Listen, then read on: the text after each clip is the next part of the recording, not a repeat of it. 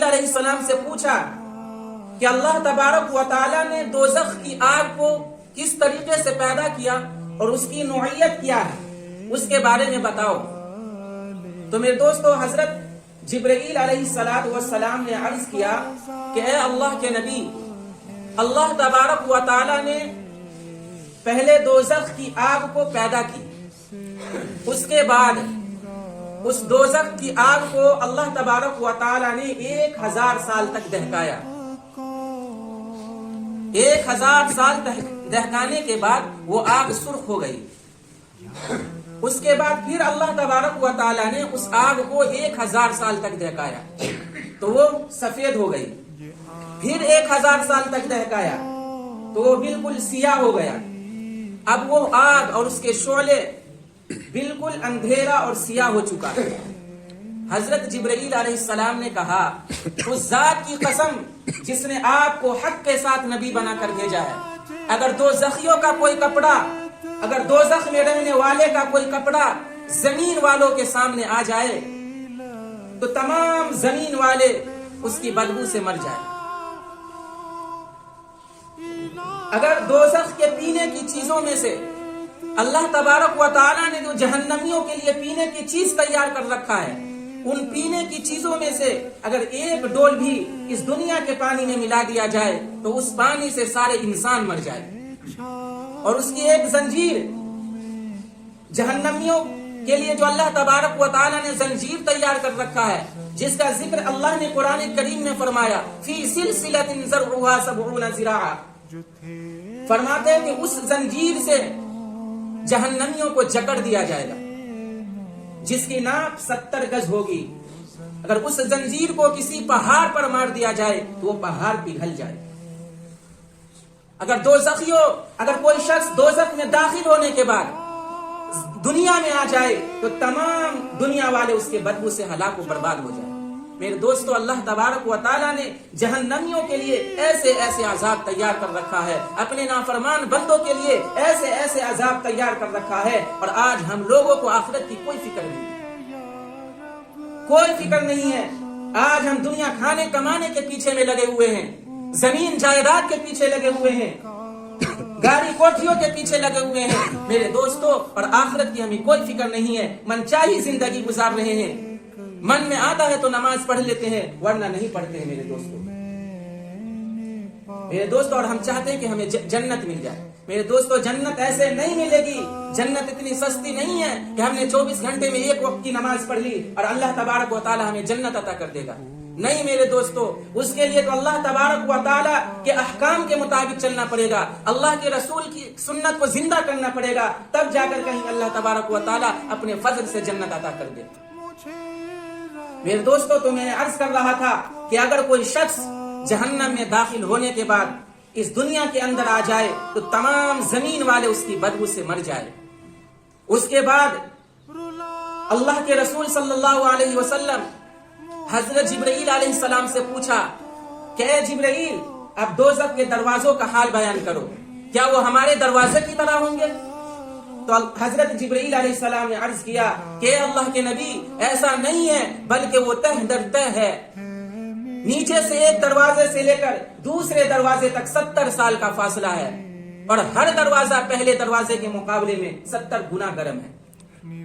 میرے دوستو، پھر اس کے بعد اللہ کے رسول صلی اللہ علیہ وسلم نے حضرت جبرائیل علیہ السلام سے ان دروازوں میں رہنے والوں کے بارے میں پوچھا کہ اے جبرائیل، ان دروازوں میں کون کون لوگ ہوں گے؟ تو حضرت جبرائیل علیہ السلام نے عرض کیا کہ اللہ کے نبی، نیچے والے دروازے میں منافقین ہوں گے اور اس کا نام حاویہ ہے، اس دروازے کا نام حاویہ ہے۔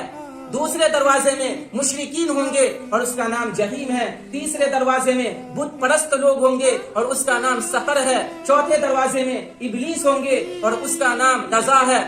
پانچویں دروازے میں یہودی ہوں گے اور اس کا نام حطمہ ہے۔ چھٹے دروازے میں عیسائی ہوں گے اور اس کا نام سعیر ہے۔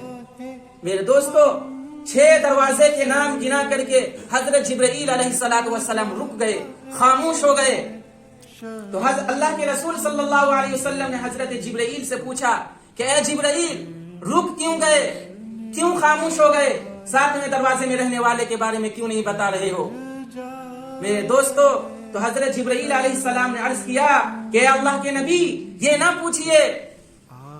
تو اللہ کے رسول نے دوبارہ اصرار کیا حضرت جبرائیل سے کہ نہیں, مجھے 7ویں دروازے میں رہنے والے کے بارے میں بتاؤ. تو حضرت جبرائیل نے عرض کیا, میرے دوستو غور سے سننے کا مقام ہے, حضرت جبرائیل علیہ السلام نے عرض کیا کہ اے اللہ کے نبی, اس 7ویں دروازے میں آپ کی امت کے وہ گنہگار لوگ ہوں گے جنہوں نے دنیا کے اندر بڑے بڑے گناہ کیے, جنہوں نے دنیا کے اندر چوری کی, جنہوں نے ایک دوسرے کی غیبت کی, جنہوں نے نماز نہیں پڑھی. میرے دوستو حضرت جبرائیل نے کہا کہ اللہ کے نبی, اس 7ویں دروازے میں آپ کی امت کے وہ گنہگار لوگ ہوں گے جنہوں نے بڑے بڑے گناہ کیے اور توبہ کیے بغیر ہی مر گئے.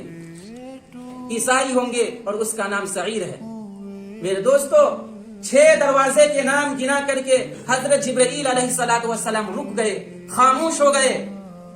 تو اللہ کے رسول صلی اللہ علیہ وسلم نے حضرت جبرائیل سے پوچھا کہ اے جبرائیل, رک کیوں گئے, کیوں خاموش ہو گئے, 7ویں دروازے میں رہنے والے کے بارے میں کیوں نہیں بتا رہے ہو. میرے دوستو تو حضرت جبرائیل علیہ السلام نے عرض کیا کہ اللہ کے نبی یہ نہ پوچھئے. تو اللہ کے رسول نے دوبارہ اصرار کیا حضرت جبرائیل سے کہ نہیں, مجھے 7ویں دروازے میں رہنے والے کے بارے میں بتاؤ. تو حضرت جبرائیل نے عرض کیا, میرے دوستو غور سے سننے کا مقام ہے, حضرت جبرائیل علیہ السلام نے عرض کیا کہ اے اللہ کے نبی, اس 7ویں دروازے میں آپ کی امت کے وہ گنہگار لوگ ہوں گے جنہوں نے دنیا کے اندر بڑے بڑے گناہ کیے, جنہوں نے دنیا کے اندر چوری کی, جنہوں نے ایک دوسرے کی غیبت کی, جنہوں نے نماز نہیں پڑھی. میرے دوستو حضرت جبرائیل نے کہا کہ اللہ کے نبی, اس 7ویں دروازے میں آپ کی امت کے وہ گنہگار لوگ ہوں گے جنہوں نے بڑے بڑے گناہ کیے اور توبہ کیے بغیر ہی مر گئے.